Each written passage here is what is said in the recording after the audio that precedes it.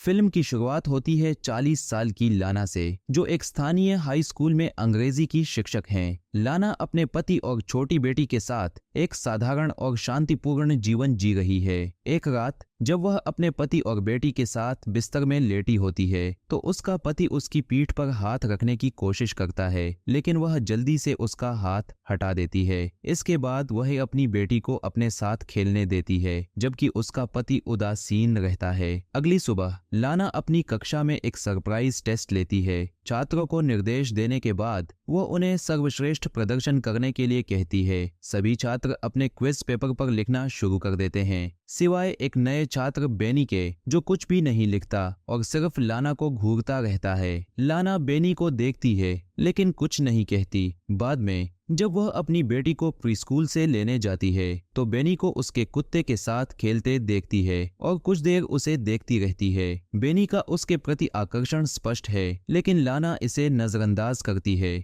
अगले दिन लाना की कक्षा में एक छात्र प्रेजेंटेशन दे रहा होता है। लाना उसे ध्यान से सुन रही होती है, लेकिन कक्षा में दो लड़कियां पीछे बैठकर हंस रही होती हैं और अपने फोन पर कुछ देख रही होती हैं। लाना उन्हें फोन हटाने और कक्षा पर ध्यान देने के लिए कहती है, लेकिन वे परवाह नहीं करती। लाना गुस्से में आकर लड़कियों से उनके फोन ले लेती है और एक लड़की गाली देती है। पूरी कक्षा हंसने लगती है और लाना उसे तुरंत कक्षा से बाहर निकलने के लिए कहती है। इस दौरान बेनी गुस्से में दिखता है और उसकी आंखों में एक अजीब सी चमक होती है। बाद में लाना टीचर्स रूम में चाय पी रही होती है और खिड़की से देखती है कि वह लड़की जिसे उसने डांटा था उसे बेनी धमका रहा है। बेनी उस लड़की का बैग जमीन पर फेंक देता है और उसकी साइकिल को भी उल्टा कर देता है। लाना अपनी सहकर्मी से इस बारे में बात करती है और बताती है कि नया बच्चा बेनी अजीब है। वह अपने सहकर्मी को यह नहीं बताती कि बेनी उसे घूरता रहता है। लाना बेनी को निजी तौर पर मिलने के लिए कहती है। जब वे कमरे में होते हैं तो लाना उससे पूछती है कि क्या उसे नया स्कूल पसंद आ रहा है। बेनी ठंडे तरीके से जवाब देता है और पूछता है कि वह उससे क्या चाहती है। वह कहती है कि वह उसके स्कूल प्रदर्शन के बारे में चिंतित है और बताती है कि उसने उसे दूसरे छात्र को धमकाते हुए देखा। जब वह उससे बात करती है तो गलती से उसका हाथ बेनी की टांग पर चला जाता है। बेनी यह सोचता है कि लाना उसमें दिलचस्पी रखती है। वह हंसते हुए कहता है कि वह उसकी मदद नहीं कर सकती। लाना जल्दी से स्थिति को संभालने की कोशिश करती है और कहती है कि अगर उसने ऐसा दोबारा किया तो वह उसे स्कूल से निकलवा देगी।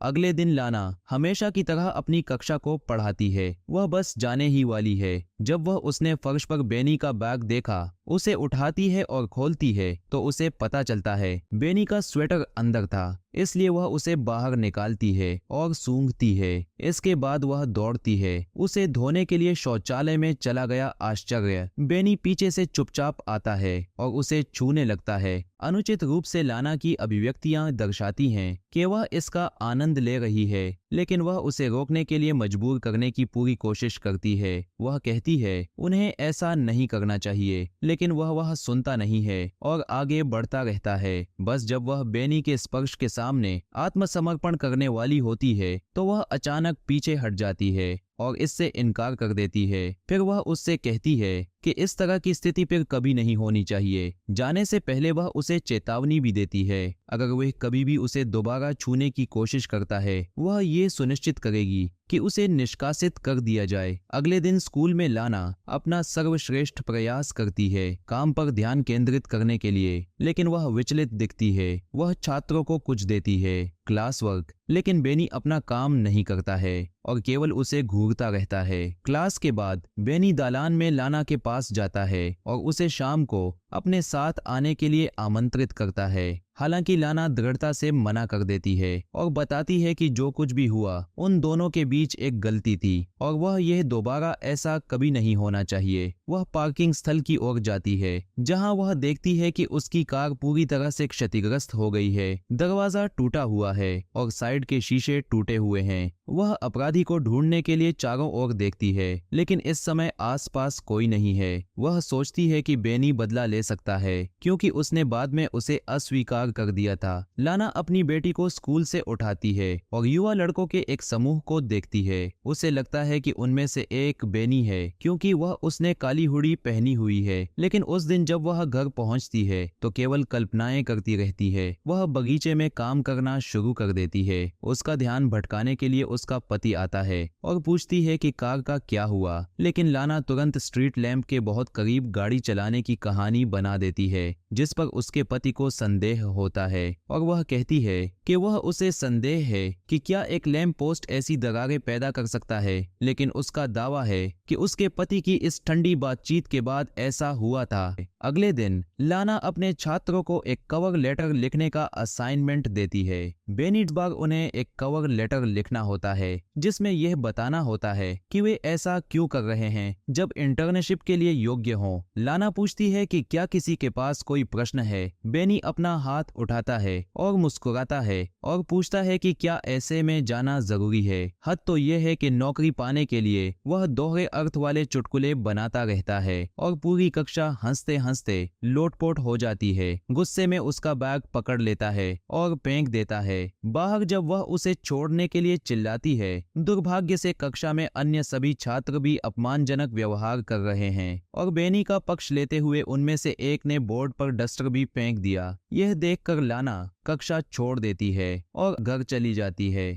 एक दिन लाना जंगल में दौड़ने जाती है और महसूस करती है कि कोई उसका पीछा कर रहा है। वह रुकती है और देखती है एक क्षण के लिए इधर उधर, लेकिन उसे वहां कोई नहीं दिखता। फिर भी वह तेजी से भाग जाती है। वह उस दिन बाद में उस स्थान से है। अपनी बेटी के लिए कहानी की किताब पढ़ रही हूँ। जब फोन बजना शुरू होता है तो वह उठाती है, लेकिन दूसरी ओर से कोई नहीं बोलता है। ये कुछ समय तक होता रहता है जब तक उसे एहसास नहीं होता कि यह बेनी कोशिश कर रहा है। उसके साथ खिलवाड़ करते हुए वह फोन काट देती है और उसे एक तरफ रख देती है। कुछ देर बाद वह अपनी कक्षाएं लेने के लिए स्कूल जाती है, लेकिन जब वह बेनी को कमरे के अंदर बैठा देखती है तो रुक जाती है। इसलिए वह बहुत असहज महसूस करती है। वह बहाना बनाकर भागने का फैसला करती है। बीमार है और अपने बॉस से एक दिन की छुट्टी मांग रही है। घर पर लाना का पति उसके दिन के बारे में पूछता है और वह इतनी जल्दी घर वापस क्यों आ गई। वह झूठ बोलती है और उससे कहती है कि उसने अपने छात्रों को एक साक्षात्कार असाइनमेंट दिया था और उसे मिल गया। अगली सुबह जल्दी मुफ्त वह अपनी बेटी को स्कूल छोड़ रही थी। वह नदी के किनारे रुक जाती है और जो कुछ भी हो रहा है उसके बारे में सोचने के लिए कुछ पल निकालती है। फिर वह अपना सिर साफ करने के लिए संग्रहालय में जाने का फैसला करती है, क्योंकि वह चारों ओर घूम रही है और आनंद ले रही है। उसने अचानक कलाकृतियों पर गौर किया कि वह बेनी है। यह पता चला कि वह हर जगह उसका पीछा कर रहा है। लाना घबरा जाती है और उस क्षेत्र से भागने की कोशिश करती है। वह सीढ़ियों से नीचे चली जाती है, लेकिन बेनी उसका पीछा करता रहता है। फिर वह लिफ्ट के अंदर जाने में सफल हो जाती है, लेकिन तभी दरवाजे खुलते हैं। जैसे ही बेनी प्रवेश करता है वह बंद होने वाला है। खैर, अब ये दोनों फंस गए हैं। साथ में लिफ्ट के अंदर बेनी उसे क्लास में वापस आने के लिए कहता है, लेकिन वह कुछ नहीं कहती है। फिर वह दुलार करने लगता है उसका चेहरा और धीरे धीरे उसे छूना। हर जगह लाना उसकी ओर आकर्षित होती है। ठीक है, क्योंकि वह उसे छूने से नहीं रोकती है। वह उसका चेहरा पकड़ने और उसे चूमने की कोशिश करती है, लेकिन वह उसे रोकता है। फिर वह उसकी गर्दन को चूमता रहता है और जब लाना घर पहुंचती है उस दिन वह अपने पति को एक बुरे सपने के बारे में बताती है जो उसने तब देखा था। उसके पति और बेटी समुद्र तट पर थे। उसने खुद को समुद्र में बहते हुए देखा। धारा इतनी तेज थी कि वह उसे बाहर भी नहीं निकाल सका। लाना को पता चला। इस सपने को बताते हुए बेहद भावुक हो गए, इसलिए उसका पति उसे सांत्वना देता है। अगली सुबह लाना अपनी सुबह की सैर पर जाती है, लेकिन थोड़ी देर के लिए नदी के किनारे रुकती है। वह समुद्र में एक पत्थर फेंकती है और कुछ योजना बनाना शुरू कर देती है। बाद में वह स्कूल पहुंचती है, लेकिन कक्षा में जाने के बजाय वह मुख्य कार्यालय में घुस जाती है। वहां वह आगामी अंतिम परीक्षा चुरा लेती है और उसे बेनी के कोट के अंदर भर देती है। वह जानती है कि कोई उसे पकड़ लेगा। और बस वास्तव में क्या होता है, जब लाना अन्य शिक्षकों के साथ स्टाफ रूम में होती है तो वह देखती है कि बेनी को बाहर सुरक्षा द्वारा हिरासत में लिया जा रहा है। उसे परीक्षा पत्र चुराने के लिए तुरंत स्कूल से बाहर निकाल दिया जाता है और लाना यह जानकर बहुत खुश है कि वह अब उसके जीवन में कोई समस्या नहीं होगी। अगले दृश्य में लाना और उनके पति झील पर रोमांटिक समय का आनंद ले रहे हैं। अचानक उसका पति गायब हो जाता है और वह घबराने लगती है। फिर वह पानी से बाहर आते ही चिल्लाता है और बस इतना ही। जब लाना अपने सपने से जागती है, ऐसा लगता है जैसे उसके पास कोई और था। सब कुछ होते हुए भी दुस्वप्न माना जाता है कि लाना अब अपने जीवन में ठीक हो जाएगी। कुछ दिनों के बाद उसे बेनी की याद आने लगती है। वह उन दिनों के बारे में कल्पना करने लगती है जब उसने उसे बाथरूम और लिफ्ट में टटोला था। उसे कक्षा में उसका प्यारा चेहरा देखने की भी याद आती है। अंततः वह ऐसी हो जाती है। वह उसके लिए बेताब है जिसकी वह कल्पना करती है। उसके साथ यौन क्रिया के बारे में एक दिन वह अपनी बेटी को ले जाती है। हालांकि किताबों की दुकान से उसके लिए उपहार खरीदना उचित है। जब वह जा रही होती है तो उसे ध्यान आता है कि वह बेटी कहीं गायब हो गई है। उसे ढूंढने की कोशिश करता है लेकिन छोटी लड़की कहीं नहीं मिलती है। फिर तुरंत सुरक्षा कैमरे के फुटेज को देखते समय उसने नोटिस किया। यह कहते हुए उसके पति का फोन आता है। उसे उनकी बेटी मिल गई है। वह हंगामा करने के लिए पुलिस से माफी मांगती है और चली जाती है। बाद में अपने परिवार के पास घर वापस आना लाना आधी रात में उठ जाती है क्योंकि उसे बार बार जोर जोर से खटखटाने की आवाज सुनाई देती है। सामने वाले दरवाजे पर उसका पति सो रहा है, इसलिए वह जाती है और धीरे धीरे दरवाजे तक पहुंचती है। वह दूसरी तरफ बेनी को देखकर डर जाती है, लेकिन उसे राहत की बात यह है कि यह सिर्फ एक तूफान है। लाना हर समय बेनी के बारे में यौन कल्पनाएं करती रहती है और वह ऐसा होने पर भी किसी और चीज पर ध्यान केंद्रित करने में असमर्थ होती है।